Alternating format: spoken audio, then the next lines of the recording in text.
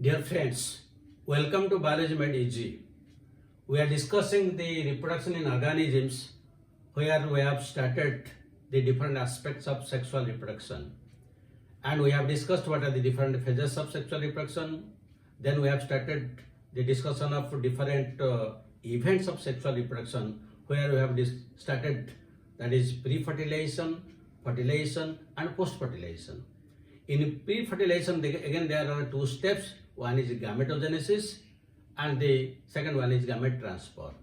In gametogenesis, we have discussed what are the different types of gametes and the sexuality in the organisms, whether it is monoecious, dioecious and all these things we have discussed with the different examples both from plants and animals.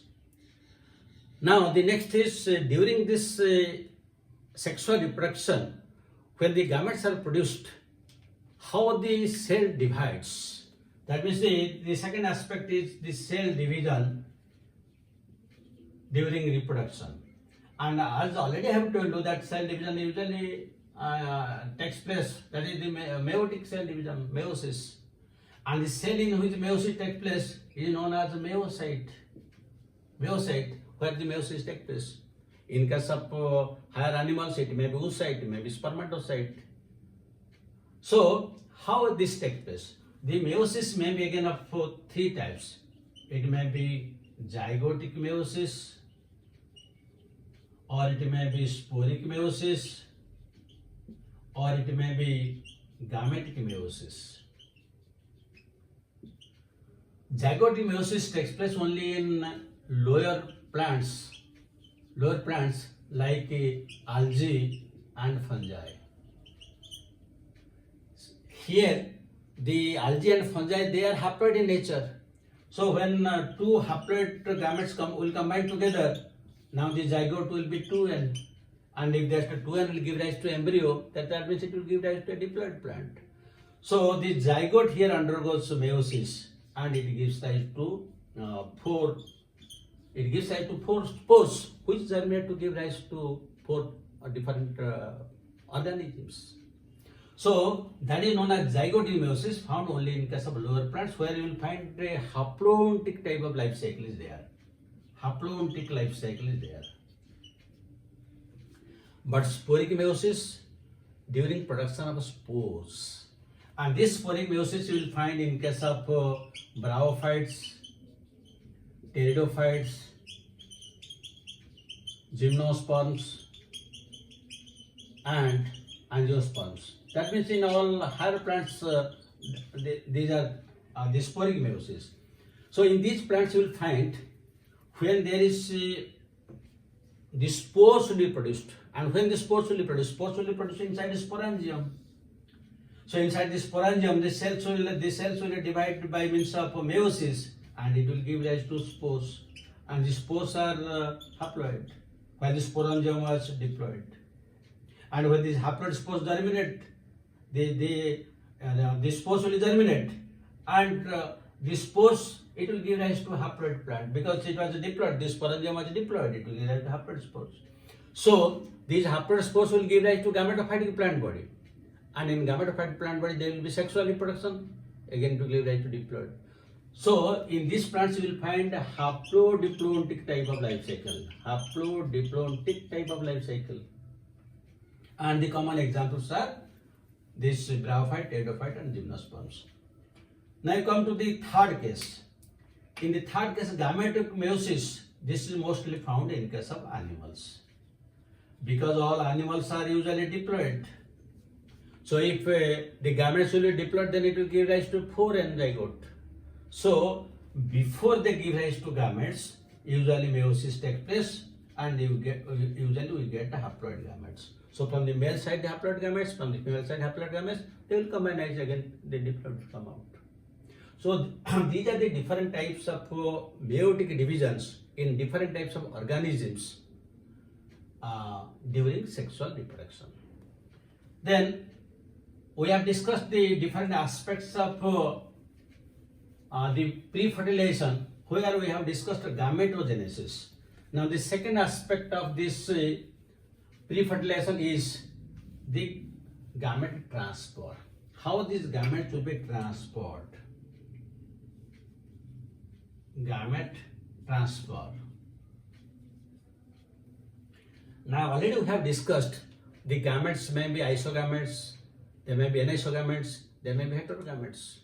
So usually the isogametes, they are produced in the lower organisms. So the lower organisms, they liberate the isogametes, both the male and female gametes, they will be released in abundant quantity because the fertilization depends upon only chance. So abundantly, plenty amount of these gametes are released to the water body, and there is a chance. It is only chance, the fertilization is a case of chance. So they are transferred through water. If we come to the anisogametes, in anisogametes, the female is slightly bigger in size, while the male is smaller in size, and both are usually motile. So they are again released, and there are also chance of fertilization. But in case of higher plants, how these gametes are produced? In case of higher plants, the male ones are known as pollen grains, and the female one that is within the ovule is produce the egg. The eggs are stationary; they are retained within the ovule. But the pollen grains, they are to be transferred to the female flower. So when it is transferred, that is known as pollination, and pollination may be self-pollination or cross-pollination, and the details will be discussed in the reproduction in plants. All these things, details will be discussed there. Only here we have to know the terminology, how it takes place and when it takes place. But the details will be discussed in the reproduction in plants. So this takes place in case of higher ones. But again you will find in some case of lower animals, again you will find they release the gametes to water, So in case of this gamete transfer in the lower organisms, they are usually released to the atmosphere in abundant quantity, while in case of higher plants, there is pollination, maybe self-pollination or cross-pollination. But after these gametes are transferred, then this second stage comes. These are all pre-fertilization stage. The next is fertilization stage. So fertilization is also known as syngamy, because here both male and female gametes are they combine together. Fertilization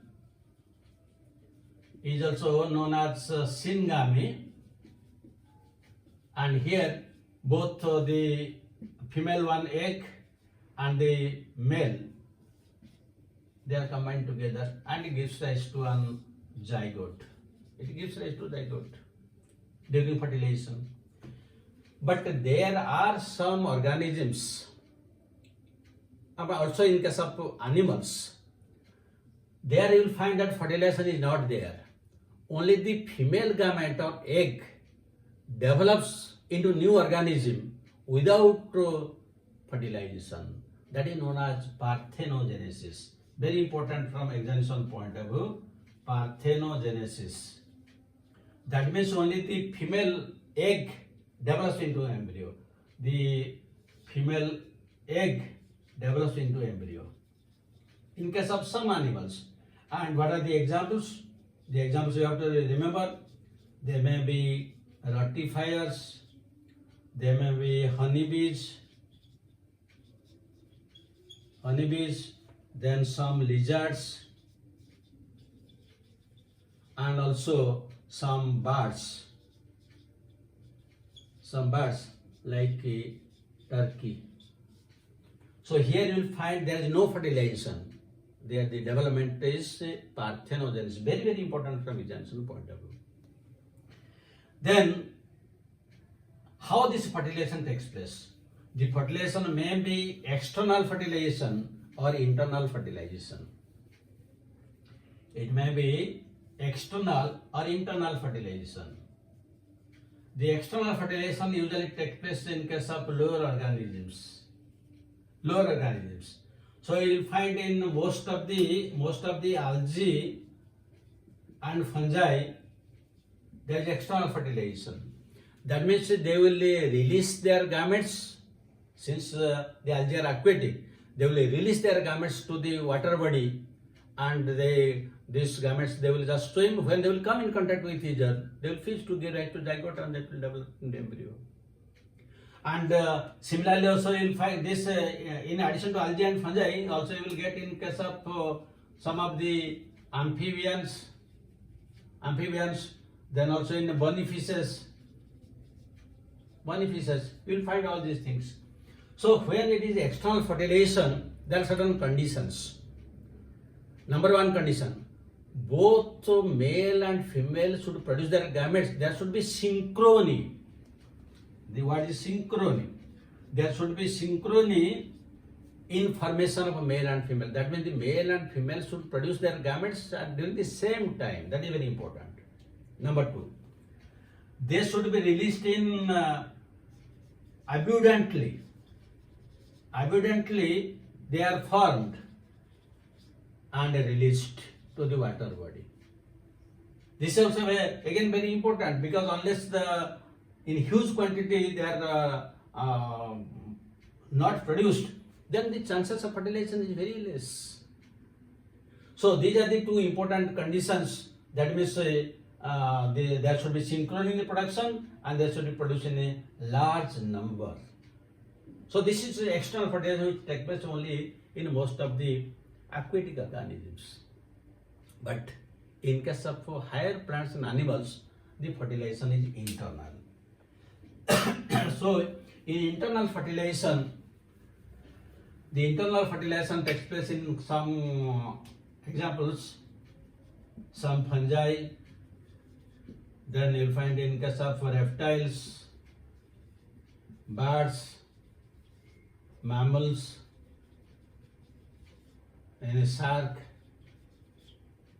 and you will find also in case of bryophytes, pteridophytes, that means all higher plants, then gymnosperms and angiosperms.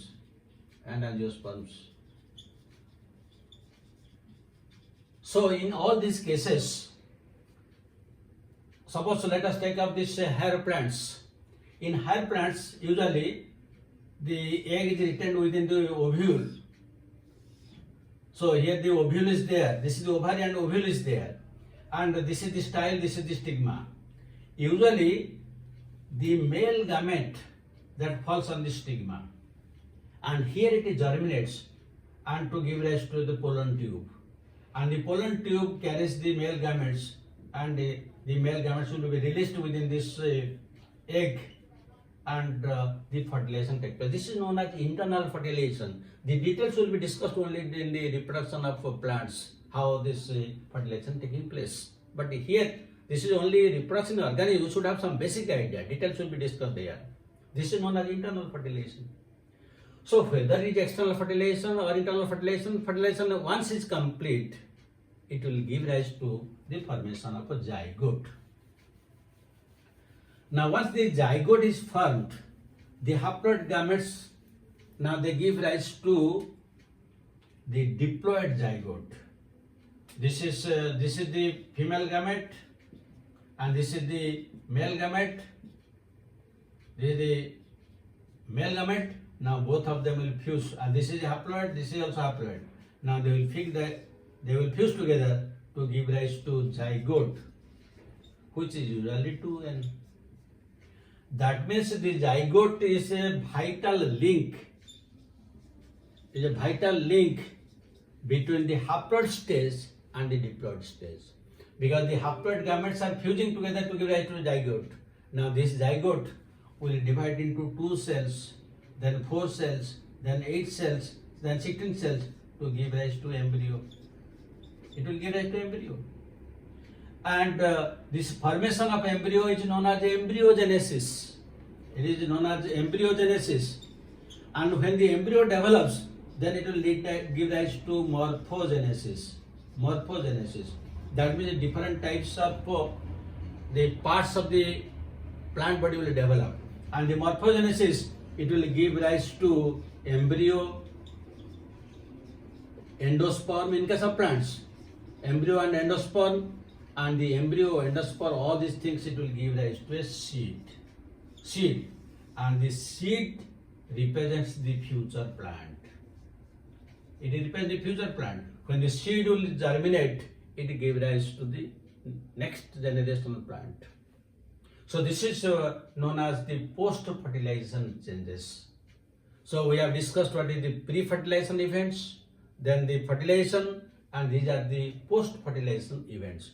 So with this, the sexual reproduction is complete, and we have completed the entire chapter, that is reproduction in organism, asexual and sexual. And at the end of this, now I will give you questions.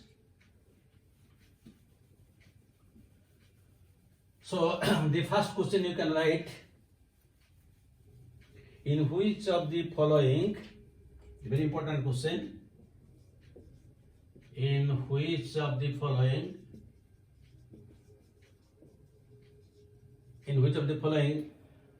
parthenogenesis